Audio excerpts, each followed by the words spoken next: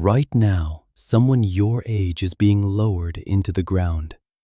In the next 8 minutes, you're going to find out exactly what happens to them next. And it's more real than anything on your schedule today. You think death is just your heart stopping. It's not. The Prophet described what really happens, and it depends entirely on how you lived. For the believer, angels come down from the sky, white-faced, sent by Allah. They sit around the dying person in rows as far as the eye can see. The angel of death sits at the head and says, "O good soul, come out to forgiveness and pleasure from Allah." And the soul leaves as easily as a drop of water pours from a container. But for the one who rejected Allah, it's the opposite. Black-faced angels arrive. No comfort, no gentle words. The soul is told to come out to Allah's anger, and it refuses. It has to be extracted like a wet wool thread pulled through thorns. Same moment, same world, two completely different departures. Here's what most people don't realize. The soul doesn't just disappear. It's taken up through the sky past the angels stationed at every level. For the good soul, every gate opens. The angels say, "What a good soul coming from the earth." It's presented to Allah, then returned to the body, because the questioning happens in the grave, not the sky. For the bad soul, the gates don't open, not one. The Qur'an describes it directly. The sky's gates will not open for them, and they won't enter paradise until a camel passes through the eye of a needle. Meanwhile, the body is being washed by the living, wrapped, carried, and the soul is aware of all of it, aware of who showed up, who cried, who forgot you within a week.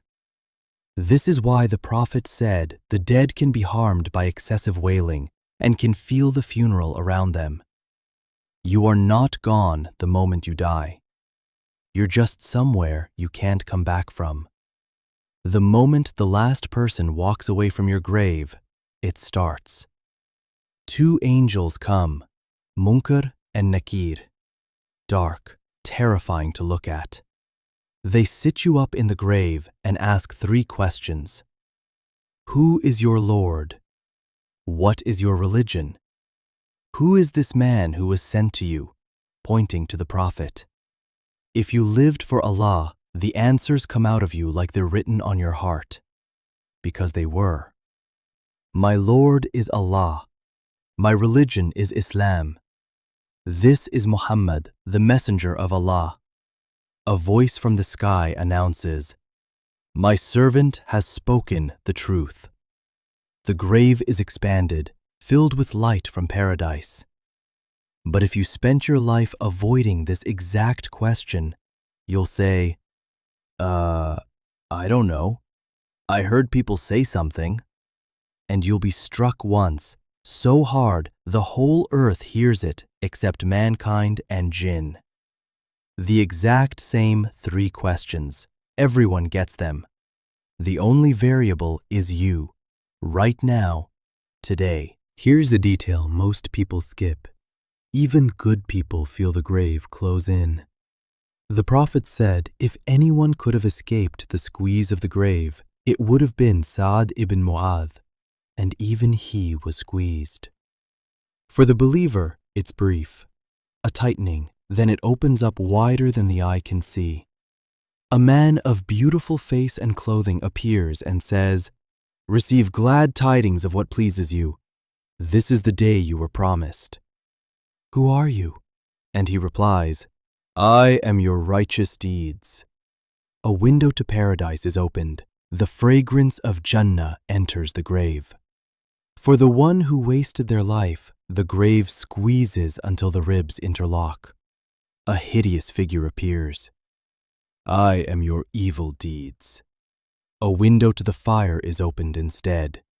Every sin you thought no one saw, it's standing in the grave with you now. Every good deed you thought was too small to matter, it's standing there too. Nothing you did in this life stayed in this life. This entire state, from the grave until the day of judgment, is called Barzakh, a barrier, a waiting room between two worlds.